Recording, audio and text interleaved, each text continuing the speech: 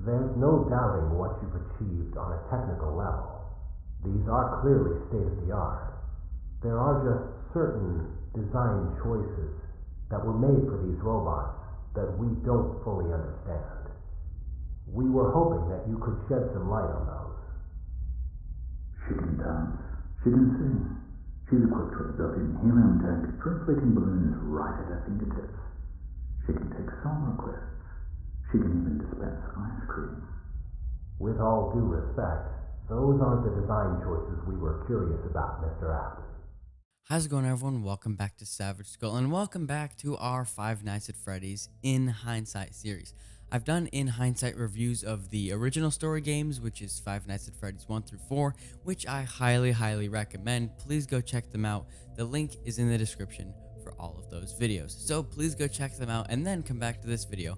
For those of you who've seen those videos or just want to skip right ahead to Sister Location, today we'll be reviewing Five Nights at Freddy's Sister Location. There's a lot to unpack, so without further ado, let's jump into Five Nights at Freddy's Sister Location. So before Sister Location was revealed, apparently it was the end of Five Nights at Freddy's with the conclusion of Five Nights at Freddy's 4. However, with the release of Five Nights at Freddy's World, which I won't be talking about, maybe not now. If you guys want me to talk about Five Nights at Freddy's World, please leave it in the comments below and tell me if you would like to see it. I won't be doing an in hindsight review of it quite yet because I don't really know how to dissect that one yet, but we'll move right ahead to Sister Location. Before the game was released, it was teased in Five Nights at Freddy's World that there would be a new game in the series, specifically a new horror game.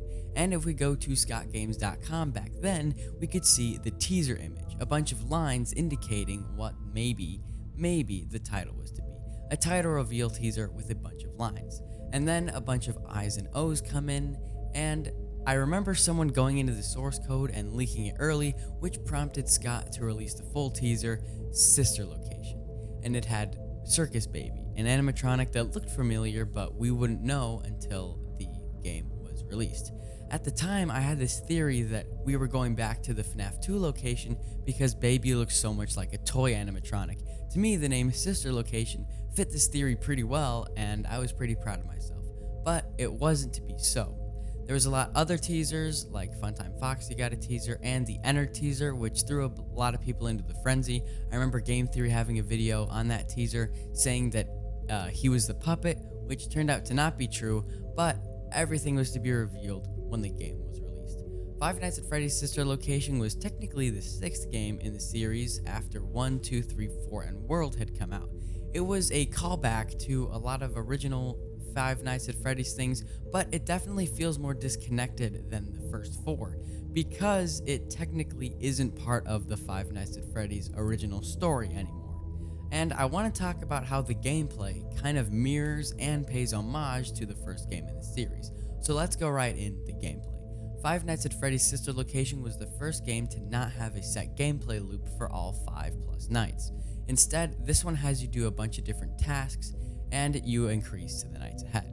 Night 1 is pretty simple. All you do is basically check on Funtime Foxy and Ballora. You see that they're on their stage, you check on Baby and Circus Baby's room, and once you see that they're there, you go back. You might need to learn the new mechanic, which is the controlled shock, but that's pretty simple. End of night 1. And this game marks the first game where you don't have to survive until 6 a.m. Instead, you have to complete a set of set tasks, and then your shift is complete. So you go down into night 2. Night 2 was a little bit different, and I really like my night 2 playthrough of this game on YouTube, which you should definitely go check out.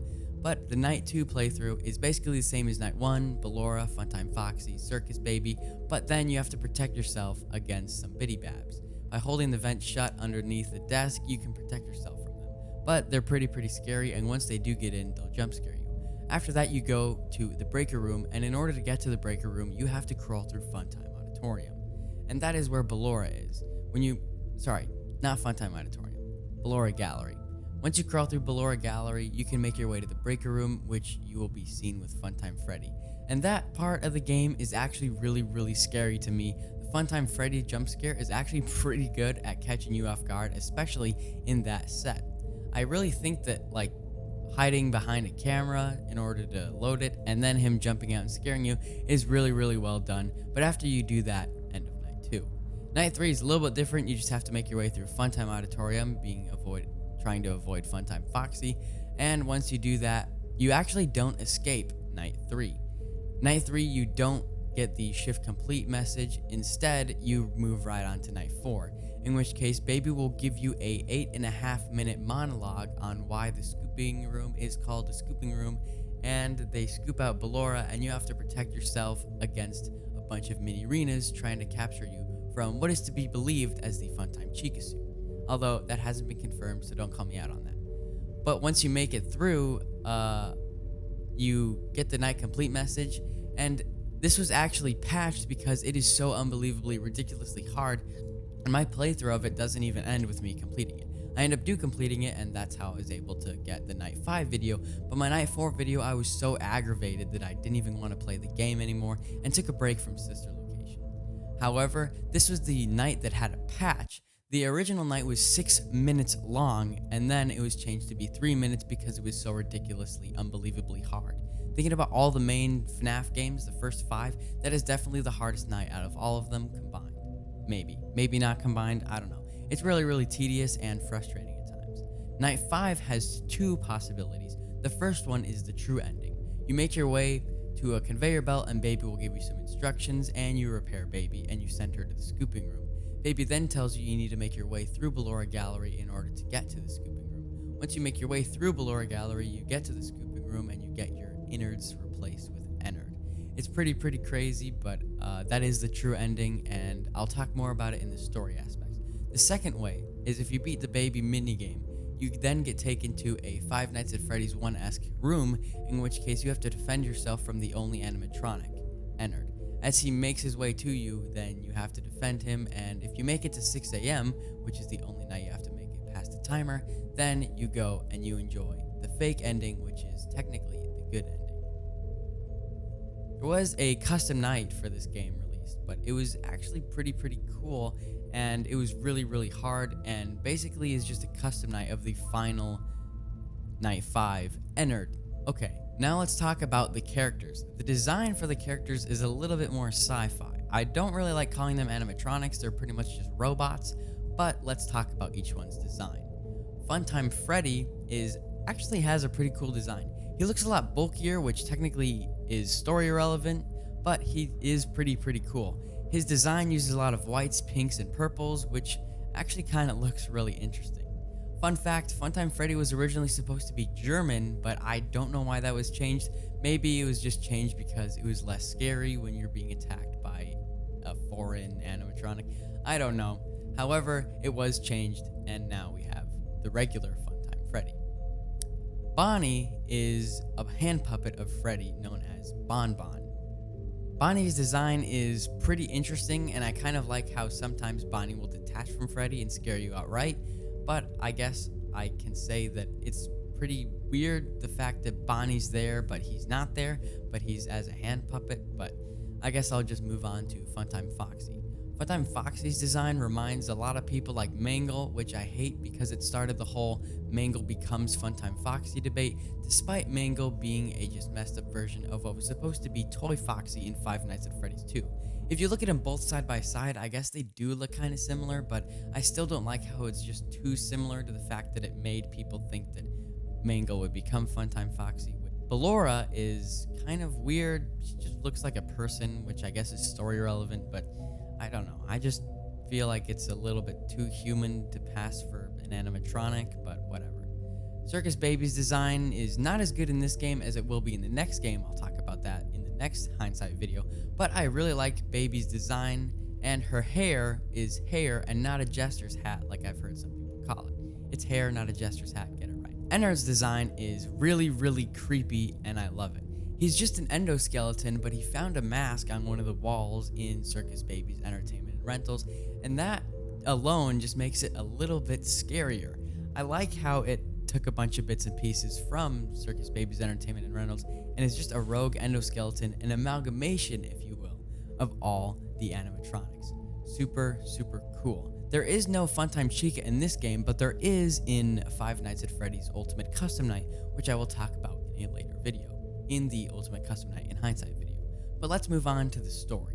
This is where the Five Nights at Freddy's story got a little bit convoluted. People started making theories on whether it was connected to the main story games or it was connected to the books, because a lot of the names thrown in Sister Location were also the names thrown in the books. Specifically, Mr. Afton, which is the first time that William Afton will be introduced by name into the Five Nights at Freddy's series, which I think is pretty cool. There was a lot of theories surrounding this game, and this game debunked the dream theory that Game Theory had put out in a recent episode. The Living Tombstone did make another song. The community was basically back again for Five Nights at Freddy's Sister Location.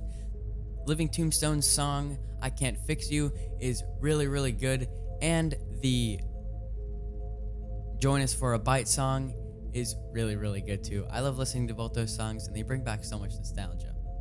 Game Theory also made a video before this game came out, just on the teasers like I had mentioned before, and it's a pretty interesting video. I can't remember the first time I ever played Five Nights at Freddy's Sister Location, but I just remember it being weird because there was such a gap between the first 4 games in Sister Location, and the first 4 games were all released within a year of each other. Within a year there was 4 games, and then a year after that there was Sister Location.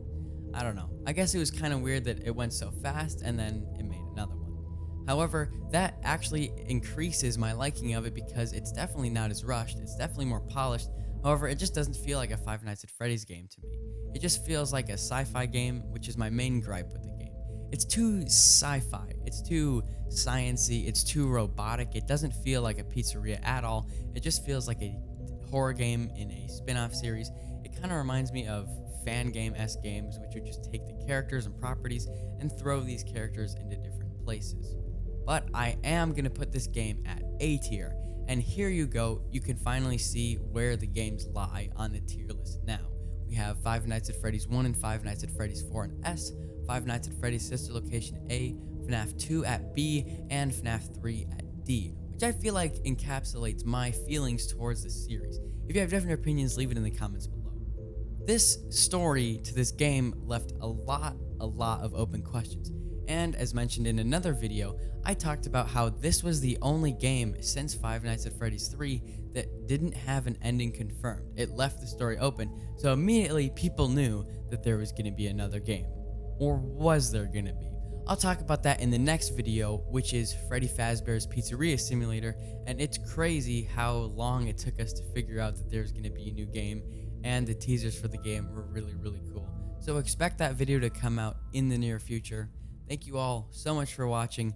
I'm SavageSkull, and I'll see you on the flip side.